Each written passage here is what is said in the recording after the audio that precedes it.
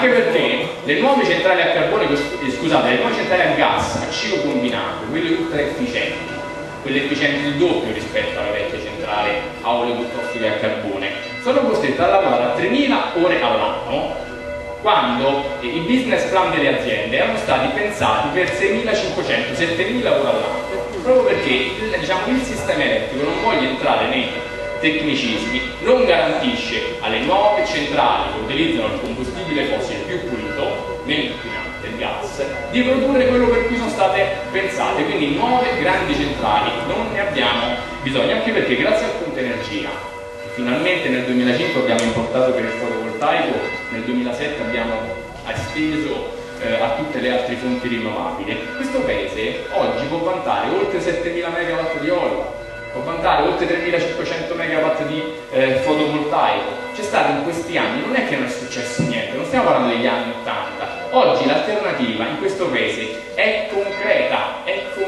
ci sono nuove installazioni, si stanno costruendo impianti, finalmente, perché la politica folle del paese che negli anni 80 dismise quei impianti industriali che producevano cose, oggetti per il settore delle rinnovabili, stanno avendo nuove fabbriche per pannelli fotovoltaici, come veniva detto prima. C'è un'alternativa. E a proposito delle novità degli ultimi anni, nella finanziaria del 2007 fu approvato la detrazione del 55% per gli interventi fatti negli edifici per il risparmio energetico. Quindi interventi fatti dai cittadini per mettere il cappotto all'edificio, per mettere il pannello solare termico, piuttosto che per cambiare una caldaia a gas tradizionale con una condensazione, tutti interventi che servono per ridurre i consumi energetici di una casa. Quella norma in 3 anni ha permesso a 1 milione di famiglie di fare interventi che hanno mosso 11 miliardi di euro di investimenti privati, cioè dei risparmi dei cittadini, che hanno messo in campo risparmi energetici che hanno permesso all'Italia di risparmiarsi 2 centrali di 800 MW e hanno creato 50.000 posti di lavoro all'anno per 3 anni, 150.000 posti di lavoro. Queste sono le norme che cambiano i numeri, non l'autorizzazione, non il comma della finanziaria che permetta all'azienda X di trasformare una centrale che non è possibile trasformare perché ci sono, tra virgolette, dei vincoli territoriali. Queste sono le norme che cambiano gli esiti industriali di un paese. Chiudo sugli ambientalisti nemici del lavoro. Questo è veramente, lo diceva Massimo Scalea, uno stereotipo di 30 anni fa. Credo che ci siano rappresentanti del mondo sindacale in sala. Abbiamo letto il comunicato dei comitati dei lavoratori che non hanno voluto partecipare. Ci dispiace molto, chi si ritira dal confronto purtroppo non può confrontarsi con chi la pensa in maniera diversa. Allora, ci sono rappresentanti del mondo sindacale in sala, noi saremmo gli ambientalisti nemici del lavoro? Allora, andatelo a chiedere agli operai e al sindacato di Taranto, che negli ultimi anni, insieme agli ambientalisti, hanno fatto un lavoro straordinario, non per chiudere l'Ilva di Taranto, cioè il principale polo siderurgico, che è come dire, una cosa che francamente, come ho sempre detto negli ultimi anni, è una cosa più simile ai paesi, un impianto che è molto più simile ai paesi con economie emergenti piuttosto che al settimo paese industrializzato al mondo. Noi abbiamo fatto un lavoro straordinario con la parte più intelligente del sindacato, non per chiudere l'impianto, ma per costringere l'azienda a fare investimenti per ridurre l'inquinamento, per ridurre i rischi dei lavoratori in quella azienda, in quell'impianto abominevole, per fare in modo che l'impianto siderurgico rimanesse in Italia, perché questi impianti è bene che stiano in Italia piuttosto che se ne vadano in Cina o in India. Gli ambientalisti sarebbero nemici del lavoro? Andatelo a chiedere a Pietro Marocchio e ai cassaintegrati della Vinyls di Porto Torres.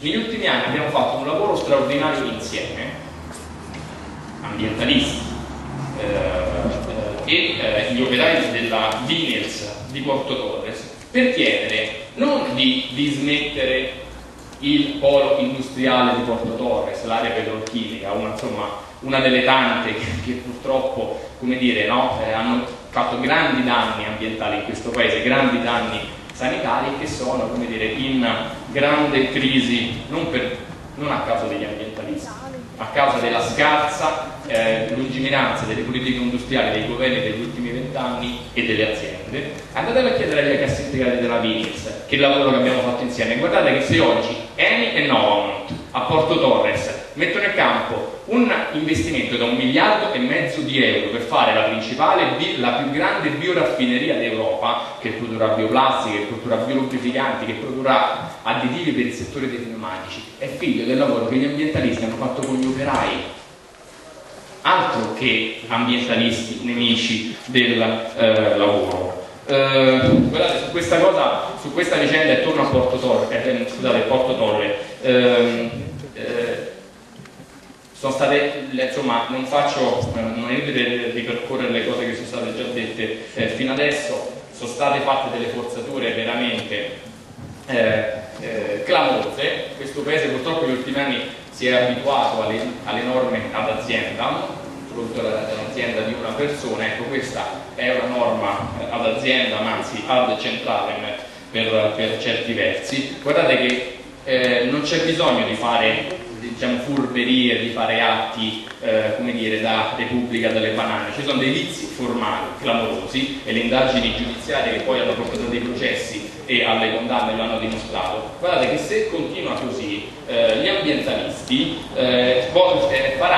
continueranno la loro vertenza e fino ad arrivare al ricorso alle istituzioni europee, perché sono veramente palesi le violazioni alla normativa sulla via.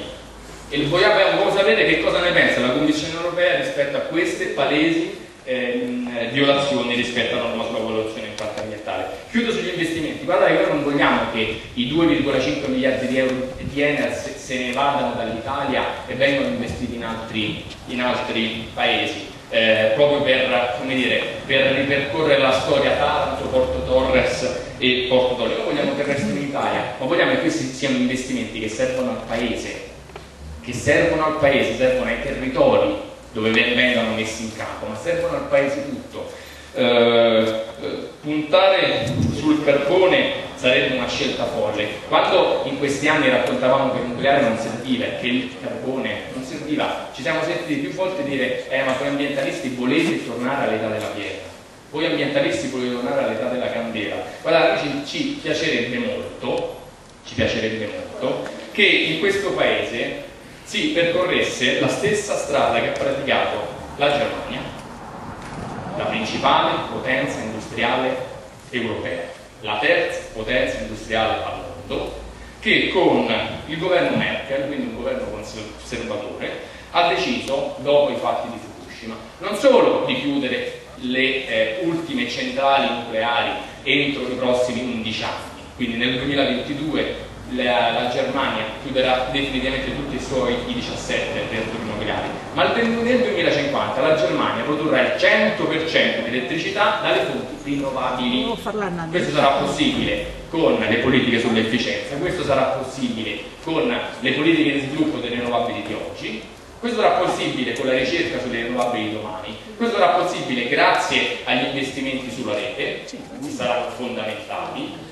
Sarà possibile grazie agli investimenti sui sistemi di immagazzinamento dell'energia, per immagazzinare energia che per utilizzare l'energia prodotta dal sole quando il sole non c'è o l'energia prodotta dall'eolico quando il vento non c'è. Quindi nei 28 anni successivi al 2022 la Germania non solo avrà chiuso le centrali nucleari, avrà chiuso le centrali a carbone, avrà chiuso le centrali a gas.